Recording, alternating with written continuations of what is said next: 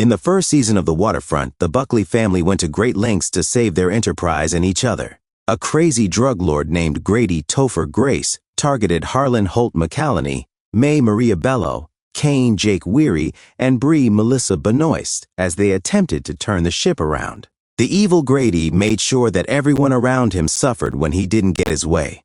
That scene of the jellyfish being tortured still makes us shiver. Grady thrived on hurting the Buckleys, so he wasn't scared to do it. Grady had to be put down after shooting Bree and then tossing her overboard, as well as inadvertently grazing Bree's son with a gunshot when hunting. Kane was the one who fired the shot in the season 1 finale when he and Harlan cornered Grady. The drug lord was shot at by the father and son until he fell out of his boat and into the water below.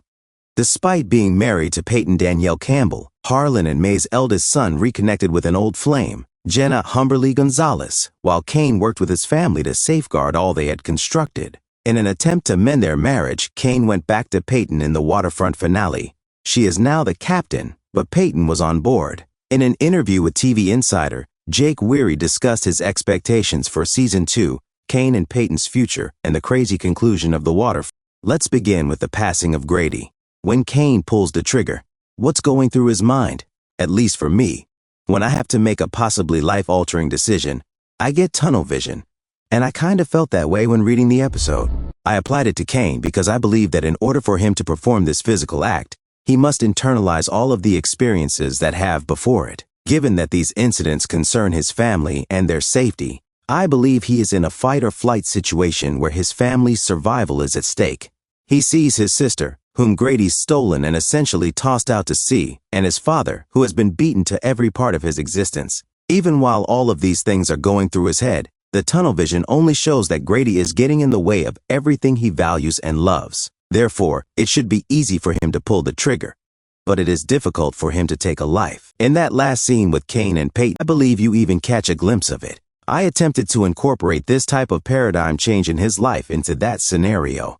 He seems quite intelligent to me at the time, but he's also observing life as it happens. It's fascinating to consider that he has taken matters into his own hands since he is unsure of what to do and is allowing someone else to make decisions for him at that point. Now that life is in front of him, I believe he's in a state of uncertainty. It is presently somewhat protected. There's a sense of certainty that things will go on as planned and that Peyton wants him back. However, something seems a little strange. It doesn't feel like things are back to normal all the time, does it? Danielle and I didn't feel that way at the time, so it was extremely interesting to execute that scene. Working with Danielle was such a delight because, in my opinion, every time we approached a scene, we attacked it with this recklessness. I believe that the way we entered that scene is a credit to Kevin Williamson's writing and the way he has constructed these characters. Our scenes up until that point have been protected in this emotional constraint. So it's funny that we made a commitment to simply be totally vulnerable with one another. It's strange though, because after we shot the scene, our director of photography for that block approached me and asked, "How did it go?" This scene felt like a moment where the floodgates could open a bit. "It's sexy, terrifying, and just uneasy, but also beautiful," he said. All of these contradictory feelings were present. "Well, that wasn't our intent, but I'm glad it's evoked so many different emotions," I said.